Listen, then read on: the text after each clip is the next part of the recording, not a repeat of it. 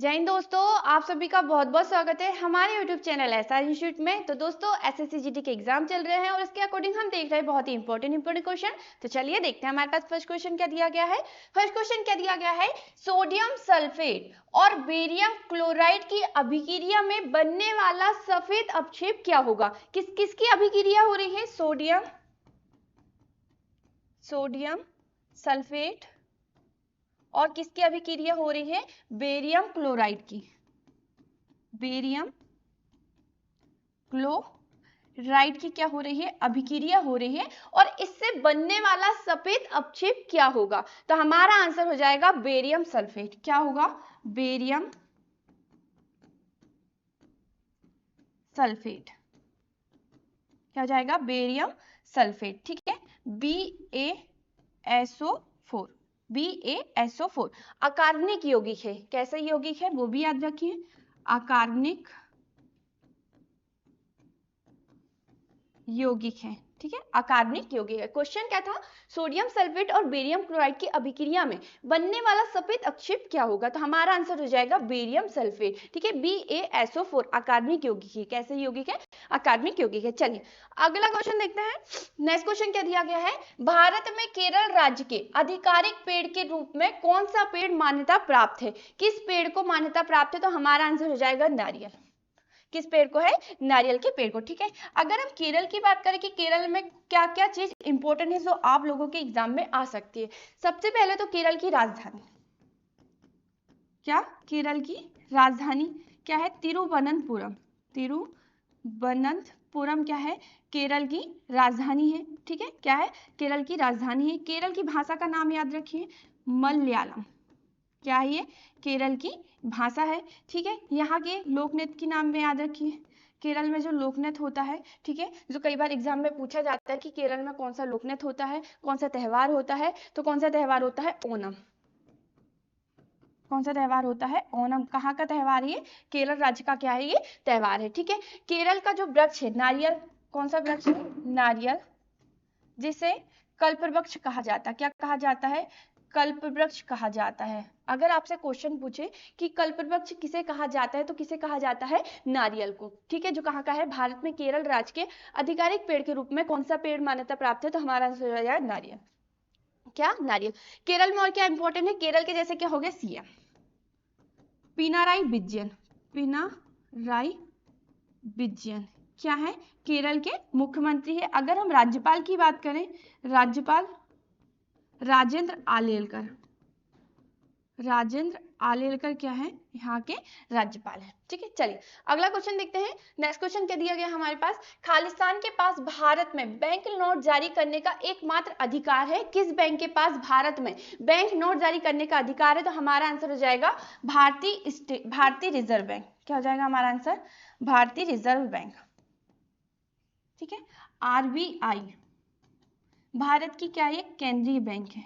भारत की क्या है ये, केंद्रीय बैंक है, जिसे बैंकों की बैंक कहा जाता है। भारत की क्या ये, सर्वोच्च बैंक है। ठीक है, क्या है, भारत की सर्वोच्च बैंक है, जिसकी स्थापना कब हुई, स्थापना डेट याद रखिए, किसकी स्थापना कब हुई, 1 अप्रैल 1935 को इसकी स्थापना हुई। जब इसकी स्थापना हुई तब इसके गवर्नर कौन थे, sir Osborne Smith. Sir Osborne Smith क्या बनाए गए थे, इसके गवर्नर बनाए गए थे। ठीक है, जो अधिनियम लाया गया था, RBI अधिनियम, अधिनियम कब, 1934 को। कब लाया गया था, 1934 को लाया गया था। ठीक है, इसका राष्ट्रीयकरण कब हुआ, तो वो भी याद रखिए, राष्ट्रीयकरण 1 जनवरी 1949 को क्या हुआ, इसका राष्ट्रीयकरण हुआ। इसका हेडक्वार्टर कहाँ है, मुंबई में। हेडक्वार्टर कहाँ पर है इसका, मुंबई में क्या है इसका हेडक्वार्टर है। ठीक है, वर्तमान में RBI के जो गवर्नर है कौन है, के संजय मल्होत्रा। के संजय मल्होत्रा क्या है, RBI के गवर्नर है। इनसे पहले कौन थे, अभी शक्तिकांत दास। कौन थे, शक्तिकांत दास। ठीक है, ऑप्शन में हमारे पास क्या दिया गया है, विश्व बैंक। अगर हम विश्व बैंक की बात करें, विश्व बैंक जिसकी स्थापना कब हुई, 1944 को। कब हुई, 1944 को क्या हुई, विश्व बैंक की स्थापना हुई। और इसका हेडक्वार्टर कहाँ है, वाशिंगटन DC में। हेडक्वार्टर कहाँ है, वाशिंगटन DC में क्या है, हेडक्वार्टर है विश्व बैंक का। ठीक है, प्रतिभूति बैंक, क्या, सेबी की अगर हम बात करें, सेबी प्रतिभूति विनिमय बोर्ड सेबी, इसकी स्थापना कब हुई? 12 अप्रैल 1988 को। कब हुई? 12 अप्रैल 1988 को क्या हुई? इसकी स्थापना हुई। इसका हेडक्वार्टर कहाँ है? मुंबई में। हेडक्वार्टर कहाँ है? मुंबई में क्या है? सेबी का हेडक्वार्टर है। और वर्तमान में जो सेबी की अध्यक्ष है, नाम याद रखिए, वर्तमान में सेबी की अध्यक्ष कौन है? माधवीपुरी बुच। क्या है ये? वर्तमान में सेबी की अध्यक्ष है। ठीक है, ऑप्शन में हमारे पास और क्या दिया गया है? भारतीय स्टेट बैंक। अगर हम भारतीय स्टेट बैंक की बात करें तो भारतीय स्टेट बैंक की स्थापना कब हुई थी? 1 जुलाई 1955 को। कब हुई? 1 जुलाई 1955 को। 1 जुलाई 1955 को क्या हुई? भारतीय स्टेट बैंक की स्थापना हुई। और इसका हेडक्वार्टर कहाँ है? मुंबई में। हेडक्वार्टर कहाँ है? मुंबई में है। ठीक है, चलिए अगला क्वेश्चन देखते हैं। नेक्स्ट क्वेश्चन क्या दिया गया हमारे पास? खालिस्तान एक मुस्लिम संत रहते थे जहां फतेहपुर सीकरी बनाया गया था। सबसे पहले तो अब ये याद रखिए फतेहपुर सीकरी कहां पर है? तो ये है उत्तर प्रदेश के आगरा शहर में। आगरा शहर में है फतेहपुर सीकरी, जिसका निर्माण किसने करवाया? मुगल बादशाह अकबर। मुगल बादशाह अकबर ने क्या करवाया? इसका निर्माण करवाया। कब करवाया? तो डेट याद रखिए 1571 में। कब करवाया? 1571 में। और इसे यूनेस्को की विश्व धरोहर सूची में शामिल किया गया कब? 1986 को। कब किया गया है? 1986 को। ठीक है, फतेहपुर सीकरी को यूनेस्को की विश्व धरोहर सूची में शामिल किया गया। ठीक है, फतेहपुर सीकरी बनाया गया तो मुस्लिम संत कौन रहते थे? शेख सलीम चिश्ती। इनकी कब्र कहाँ पर है? कहाँ पर है? तो हमारा आंसर हो जाएगा फतेहपुर सीकरी में, जो कहाँ पर है? उत्तर प्रदेश के आगरा शहर में। चलिए अगला देखते हैं। संसद के दो सत्र के बीच अधिकतम कितना अंतर दिया जा सकता है? आर्टिकल नंबर 85 के तहत।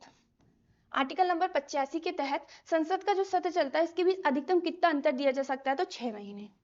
कितने महीने? 6 महीने। ठीक है, सत्र की अगर हम बात करें तो संसद में 3 तरह से सत्र चलता है। कितने तरह से? 3 तरह से। संसद में 3 तरह से क्या चलता है? सत्र चलता है। बजट सत्र, ठीक है, मानसून सत्र और शीतकालीन सत्र। ठीक है, चल अगला क्वेश्चन देखते हैं। नेक्स्ट क्वेश्चन क्या दिया गया है? आंख के किस भाग पर वस्तु का प्रतिबिंब बनता है? हमारी आंख है और आंख पर किस प्रकार का क्या बनता है? किस भाग पर वस्तु का प्रतिबिंब बनता है? तो कहां पर बनता है? रेटिना में। कहाँ बनता है? हमारी आंख की रेटिना में क्या बनता है? आंख के किस भाग पर वस्तु का प्रतिबिंब बनता है? तो रेटिना में बनता है। और ठीक है, और आंख का कौन सा भाग दान किया जाता है? तो कार्निया। कई बार ये पूछा जाता है आंख का कौन सा भाग दान दिया जाता है या दान किया जाता है, तो हमारा आंसर हो जाएगा कार्निया। कौन सा भाग दान दिया जाता है? कार्निया। ठीक है, और आंख के किस भाग पर वस्तु का प्रतिबिंब बनता है? तो हमारा आंसर हो जाएगा रेटिना। चलिए अगला क्वेश्चन देखते हैं। नेक्स्ट क्वेश्चन क्या दिया गया है? शास्त्रीय संगीत किस वेद से लिया गया है? ठीक है, सबसे पहले तो वेदों की संख्या कितनी है? 4 है। कितनी है? 4 है। ऋग्वेद, ठीक है, यजुर्वेद, सामवेद और अथर्ववेद। वेदों की संख्या कितनी है? 4 है। ठीक है, और सबसे प्राचीन वेद है ऋग्वेद, जो कई बार एग्जाम में पूछा गया है। ठीक है, क्या है? सबसे प्राचीन वेद है ऋग्वेद। ऋग्वेद में किसका वर्णन मिलता है? ऋचाओं का। किसका वर्णन मिलता है? ऋचाओं का वर्णन मिलता है। यजुर्वेद में अनुष्ठानों का वर्णन मिलता है। किसका मिलता है? अनुष्ठानों का। और सामवेद में संगीत का वर्णन मिलता है। किसका वर्णन मिलता है? संगीत का। और अथर्ववेद में जितनी भी क्या होती है? तांत्रिक विद्या होती है ना, तांत्रिक विद्या, उन सभी का वर्णन मिलता है। जैसे जादू टोना करना, किसी पर वशीभूत करना। ठीक है, ये सब कुछ किसके अंतर्गत आता है? तांत्रिक विद्या के अंतर्गत। ठीक है, अथर्ववेद के अंतर्गत आता है। ठीक है, शास्त्रीय संगीत किस वेद से लिया गया? तो हमारा आंसर हो जाएगा सामवेद से। चलिए अगला क्वेश्चन देखते हैं। नेक्स्ट क्वेश्चन क्या दिया गया हमारे पास? भारत की प्रथम महिला आईपीएस कौन थी? आपको याद रखना है, ऐसा नहीं कि सिर्फ आईपीएस के बारे में पूछे तो आईपीएस के बारे में याद होना चाहिए। आपको याद रखना कि भारत की प्रथम महिला प्रधानमंत्री किसे बनाया गया था? प्रथम महिला मुख्यमंत्री कौन थी? प्रथम महिला राज्यपाल कौन थी? ठीक है, क्वेश्चन क्या पूछ रहा है? भारत की प्रथम महिला आईपीएस कौन थी? तो हमारा आंसर हो जाएगा किरण बेदी। कौन थी? किरण बेदी क्या थी? भारत की प्रथम महिला आईपीएस थी। ठीक है, अगर हम लीला सेठ की बात करें, लीला सेठ, आपको ध्यान होगा इससे पहले क्लास में हम देख चुके हैं, उच्च न्यायालय की पहली महिला मुख्य न्यायाधीश बनी थी। मुख्य न्यायाधीश बनी थी लीला सेठ। कब बनी थी? 1991 में। कब बनी थी? 1991 में। ठीक है, ये आपको याद रखना। ये तो हो गई उच्च न्यायालय की पहली महिला मुख्य न्यायाधीश थी लीला सेठ, जो कब बनी? 1991 में। ठीक है, सुप्रीम कोर्ट की भी याद रखिए। सुप्रीम कोर्ट की, सर्वोच्च न्यायालय की पहली महिला मुख्य न्यायाधीश कौन थी?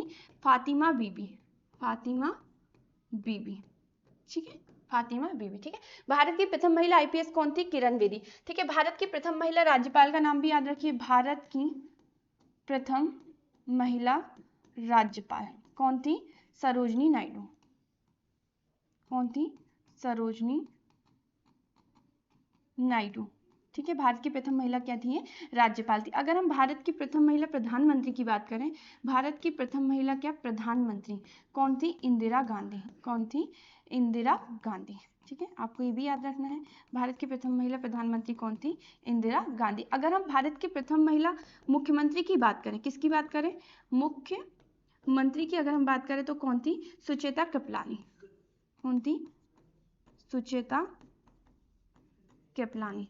ठीक है, ये आपको याद रखना है। चलिए अगला क्वेश्चन देखते हैं। नेक्स्ट क्वेश्चन क्या दिया गया हमारे पास? भारत के पहले राष्ट्रपति का नाम बताइए। क्या क्वेश्चन पूछ रहा है? भारत के पहले राष्ट्रपति का नाम बताइए। तो हमारा आंसर हो जाएगा डॉक्टर राजेंद्र प्रसाद। क्या थे ये? भारत के पहले राष्ट्रपति थे।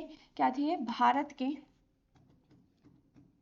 पहले राष्ट्रपति थे। अगर हम उपराष्ट्रपति की बात करें कि भारत के पहले उपराष्ट्रपति कौन थे? डॉक्टर सर्वपल्ली राधाकृष्णन। डॉक्टर सर्वपल्ली राधाकृष्णन। क्या थे ये?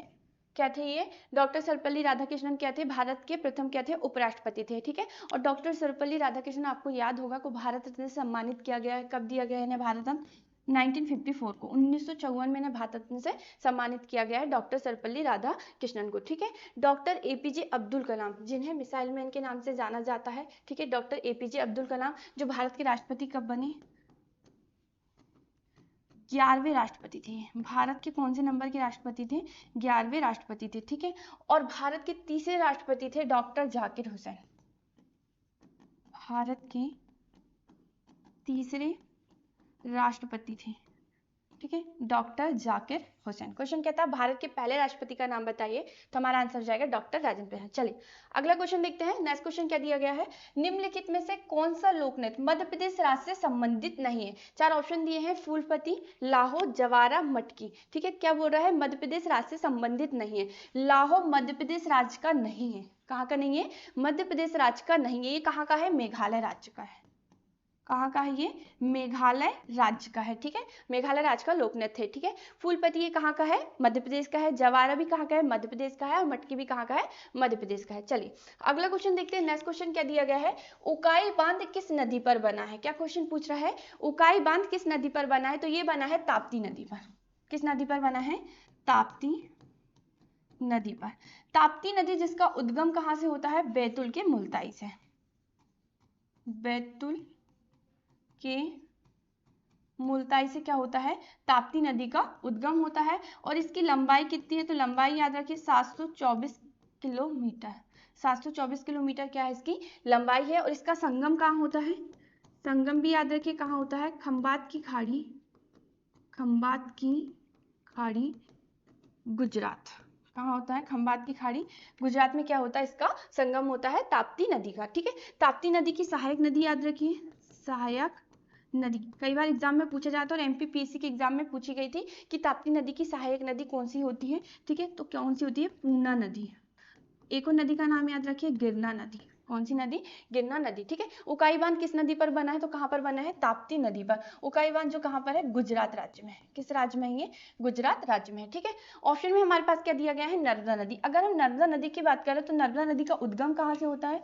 नर्मदा नदी जिसका उद्गम कहाँ से होता है? अनूपपुर के अमरकंटक की मेकाल पर्वत श्रेणी से। अनूपपुर के अमरकंटक की मेकाल पर्वत श्रेणी से क्या होता है? नर्मदा नदी का उद्गम होता है। मध्य प्रदेश की सबसे लंबी और सबसे बड़ी नदी, जैसे भारत की सबसे लंबी और सबसे बड़ी नदी है गंगा नदी, वैसे ही मध्य प्रदेश की सबसे लंबी और सबसे बड़ी नदी है नर्मदा नदी, जिसे मध्य प्रदेश की जीवन रेखा कहा जाता है, जिसका उद्गम कहाँ से होता है, अनूपपुर के अमरकंटक की मैकाल पर्वत श्रेणी से, जिसकी लंबाई कितनी है, लंबाई याद रखिए कितनी है, 1312 किलोमीटर। कितनी है, 1312 किलोमीटर नर्मदा नदी की लंबाई है। और मध्य प्रदेश में कितना बहती है, 1077 किलोमीटर। कितना बहती है, 1077 किलोमीटर क्या बहती है, नर्मदा नदी बहती। अब नर्मदा नदी की सहायक नदी का नाम भी याद रखिए, सहायक नदी, सक्कर, दूधी, हथनी, मान, बारना, क्या है, नर्मदा नदी की सहायक नदी है, ठीक है। और नर्मदा नदी पर बनने वाला जो बांध है, कौन सा बना है, सरदार सरोवर बांध। सरदार सरोवर बांध, जो किस राज्य में बना है, गुजरात राज्य में। किस राज्य में बना है, गुजरात राज्य में बना है, ठीक है, ये आपको याद रखना। अगर हम माही नदी की बात करें, माही नदी जिसका उद्गम कहाँ से होता है, धार जिले के सरदारपुर से। धार जिले के सरदारपुर से किसका उद्गम होता है, माही नदी का। किसका उद्गम होता है, माही नदी का, ठीक है। अगर हम इसकी लंबाई देखें, माही नदी की क्या, कि माही नदी की लंबाई कितनी है, तो कितनी है, 583 किलोमीटर। कितनी है, 583 किलोमीटर, ठीक है। माही नदी विश्व की एकमात्र ऐसी नदी है जो कर्क रेखा को 2 बार काटती है। कितने बार काटती है, 2 बार काटती है। त्रिवेणी संगम कहा जाता है माही नदी को, त्रिवेणी संगम, ठीक है। सोम, जाखम, माही, तीनों नदी के संगम को क्या कहा जाता है, त्रिवेणी संगम कहा जाता है, ठीक है। चलिए अगला क्वेश्चन देखते हैं। नेक्स्ट क्वेश्चन क्या दिया गया हमारे पास, अकबर के दरबार में सबसे प्रसिद्ध संगीतकार तानसेन का मूल नाम क्या था, ठीक है। अकबर के 9 रत्नों में से एक थे तानसेन। कौन था, तानसेन। अकबर के 9 रत्नों में से एक था तानसेन, ठीक है। संगीतकार तानसेन का मूल नाम क्या था, तो क्या था, रामतनु पांडे। किस नाम से जाना जाता था इन्हें, रामतनु पांडे के नाम से, ठीक है। तानसेन अकबर के दरबार से पहले किसके दरबार में हुआ करता था, तो याद रखिए राजा रामचंद्र के दरबार में।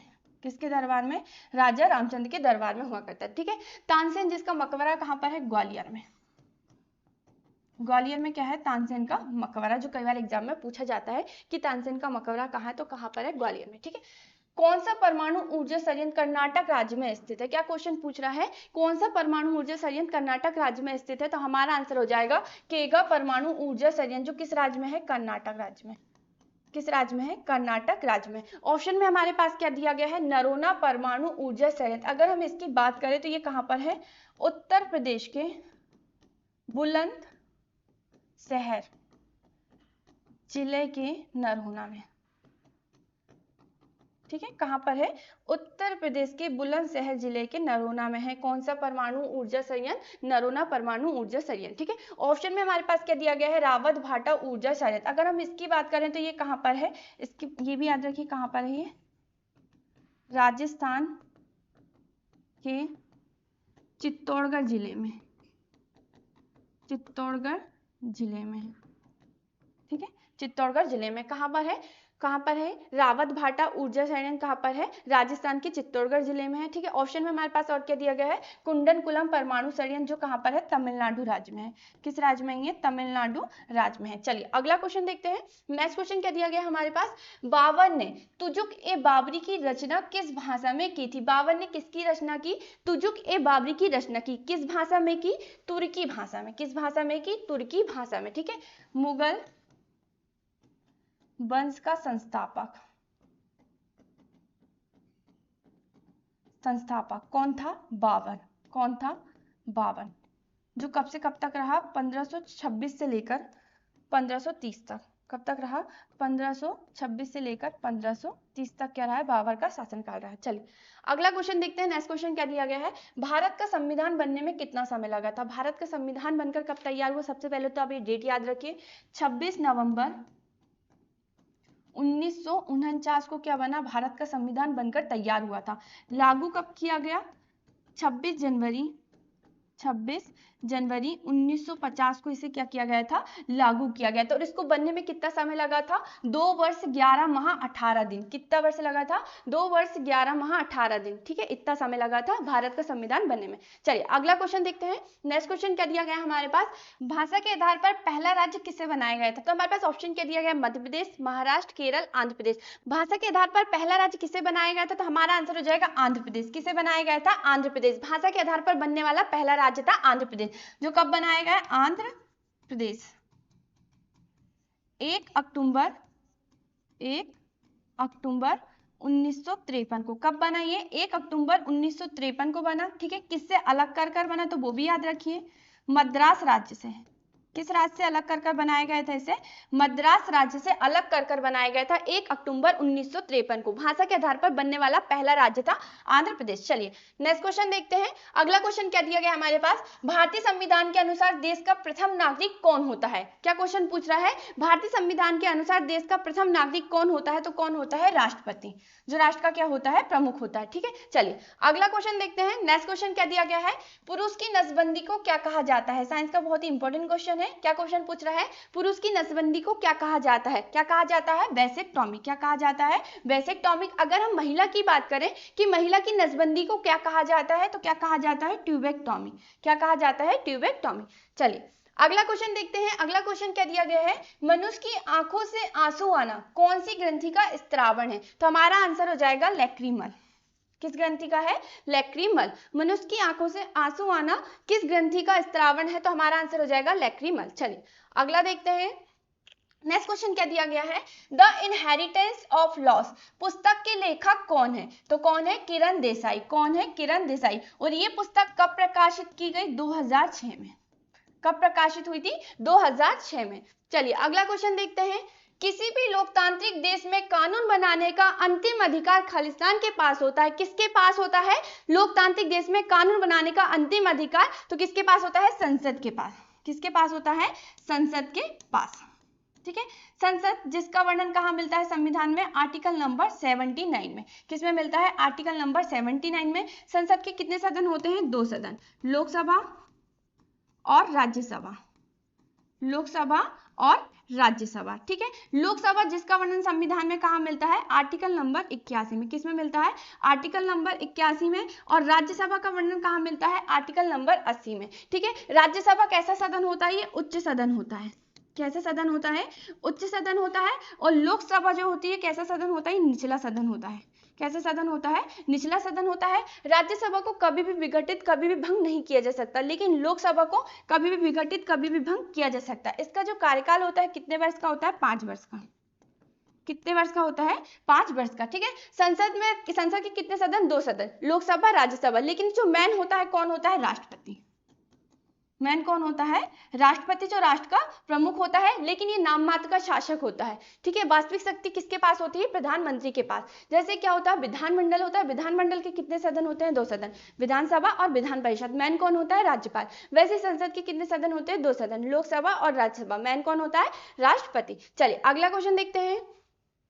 नेक्स्ट क्वेश्चन क्या दिया गया है, महाराष्ट्र का सुकरात किसे कहा जाता है। ये क्वेश्चन एग्जाम में पूछ लिया गया है कि महाराष्ट्र का सुकरात किसे कहा जाता है। तो हमारा आंसर हो जाएगा महादेव गोविंद रानडे को क्या कहा जाता है, महाराष्ट्र का सुकरात।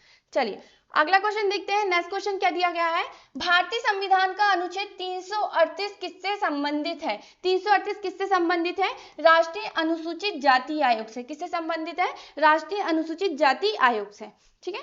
तो दोस्तों ये रही हमारी एसएससी जीटी की क्लास। अब तक आपने चैनल को सब्सक्राइब नहीं किया तो सब्सक्राइब कर लें और फेसबुक में देख रहे तो फॉलो कर लें।